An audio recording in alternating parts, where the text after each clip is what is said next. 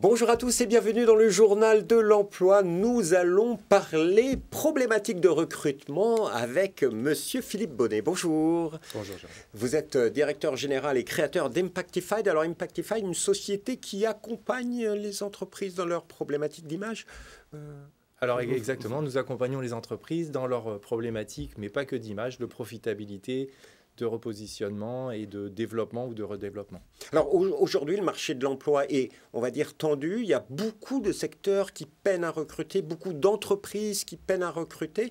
Et là, vous pouvez intervenir. Comment vous les accompagnez ? Alors effectivement, on est dans une position où on reste avec un peu de chômage, mais où il y a des manques d'emplois qui ne sont pas occupés. Et donc on a 350 000 environ emplois qui ne sont pas occupés. La façon de résoudre ces sujets-là dans ces secteurs-là, c'est essentiellement aujourd'hui une prise de conscience de l'entrepreneur, de se dire que oui, il y a une réalité, ce sont ces chiffres, et non, ce n'est pas une fatalité. Et donc, comment est-ce qu'on va aborder le sujet ? Parce que quand on commence à se poser cette question-là, à ce moment-là, on commence à être créatif et avoir des idées qui permettent de sortir du sujet tel qu'il est. C'est-à-dire qu'il faut sortir des idées préconçues. C'est la pénibilité du métier. Est-ce que vous avez des exemples d'interventions sur des métiers, on va dire, difficiles ? Je ne sais pas, on parle beaucoup de la restauration, des fois aussi de la boucherie, mais j'imagine qu'il y a plein d'autres métiers. Il y a beaucoup de métiers qui sont touchés par ça. Alors, des histoires, il y en a foule.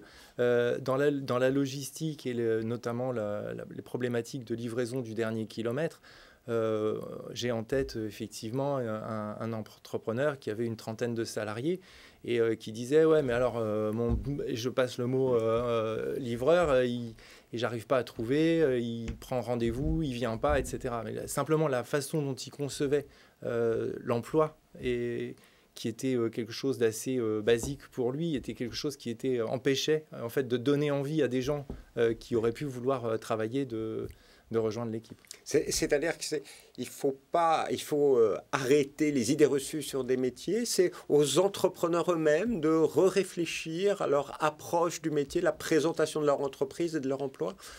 C'est exactement ça. On a bien sûr aujourd'hui une bonne culture de la façon dont il faut approcher le marketing en se disant qu'est-ce que je peux faire pour le client.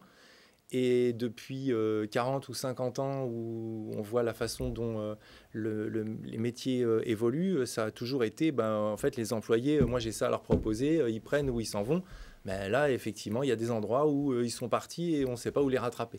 Donc, mais c'est une question de communication, il faut changer, j'imagine, l'organisation, mais c'est aussi une question de communication extérieure aussi. Comment vous accompagnez des entrepreneurs qui peuvent avoir ces difficultés ?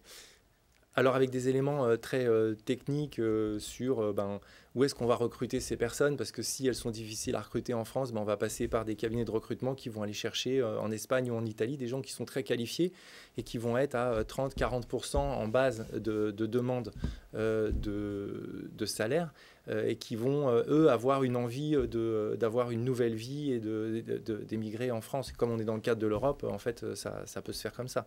Donc c'est un exemple qui est très, très brutal, mais ça se passe entre les régions. Il y a certaines régions où les gens veulent aller plutôt dans le sud, par exemple, et dans le sud, on trouve énormément de cabinets d'avocats qui cherchent des gens, des cabinets de comptables qui cherchent des gens. C'est une vraie difficulté. Donc en fait, faire réfléchir sur quel canal de communication je vais utiliser pour pouvoir toucher les personnes qui sont ailleurs et qui pourraient avoir un intérêt à venir, non pas dans ce que j'ai à offrir, c'est-à-dire de la comptabilité ou du droit ou de la boucherie, mais en fait, je suis dans le sud et donc, oui, il fait peut-être un peu plus beau qu'à Lille. Alors voilà. Alors, mais là, vous parlez de boucherie, je prends la balle au bon. Sur le secteur de la boucherie, c'est quoi le problème ? C'est un problème d'image globale du secteur ou c'est chaque entreprise qui doit faire un effort différent pour pouvoir attirer de nouveaux salariés, attirer des jeunes vers ces métiers ? Selon vous, parce que vous connaissez bien tous ces secteurs en tension. On connaît les secteurs en tension. Là, en l'occurrence, si on prend le sujet de la boucherie, la difficulté, c'est qu'on est dans des effets croisés, puisqu'il y a eu un pic de demande d'environ 30% supplémentaires de gens pour manger bien et chez eux avec tout ce qui est traiteur, boucherie, petits plats, etc., après le Covid. Et de l'autre côté, on a augmenté très légèrement le nombre de gens qui étaient formés, mais ça ne suffit pas. Et donc, on se retrouve avec, selon les trimestres, entre 6 et 7 000 personnes qui sont en demande, des nombres de postes qui sont en demande et non occupés. Donc là, vous dites qu'aujourd'hui, les entrepreneurs, les chefs d'entreprise doivent revoir leur façon de gérer leur entreprise pour pouvoir mieux recruter. C'est un peu le message que vous envoyez. C'est effectivement le message. Ça ne suffit pas de juste se poser la question, mais si on ne se pose pas la question, on n'a aucune chance de trouver la porte, en fait. Et la porte, elle est vraiment de vendre d'une certaine façon l'entreprise, non pas dans ce qu'on fait, non pas en tant que boucher, non pas je suis restaurateur, non pas je suis comptable, mais l'entreprise qui va faire de la boucherie, etc., pour l'employé qui va vivre cette vie à l'intérieur de l'entreprise. Donc, de la même façon qu'on a un marketing pour les clients, il y a une réflexion à avoir sur le marketing de l'entreprise telle qu'elle. Et donc, ça crée cette logique de marque employeur où on a des dizaines de points à aborder. Alors, et vous accompagnez quel type d'entreprise? Parce que s'il y a des entrepreneurs qui nous écoutent, qui sont dans des réflexions, ils peuvent aller sur le site internet www.impactified.com, mais vous accompagnez plutôt des grands comptes ou aussi des PME, des ETI? On a essentiellement deux gros bassins de clients.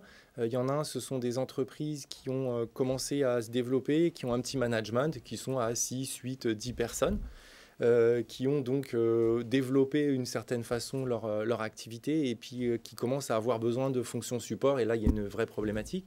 Et on a une autre typologie de clients qui sont des clients qui ont plutôt 25, 40 salariés. Et qui sont en train de passer justement dans un autre espace de problématiques beaucoup plus structurées, avec plus d'analyse sur les chiffres, sur les moyens à mettre en place, etc. Plutôt donc des TPE et des PME en développement et donc qui sont en recrutement et qui peuvent avoir des problèmes de recrutement. Merci beaucoup, Monsieur Bonnet. Quant à nous, on se retrouve bientôt pour un nouveau journal avec des offres d'emploi. Au revoir et à bientôt.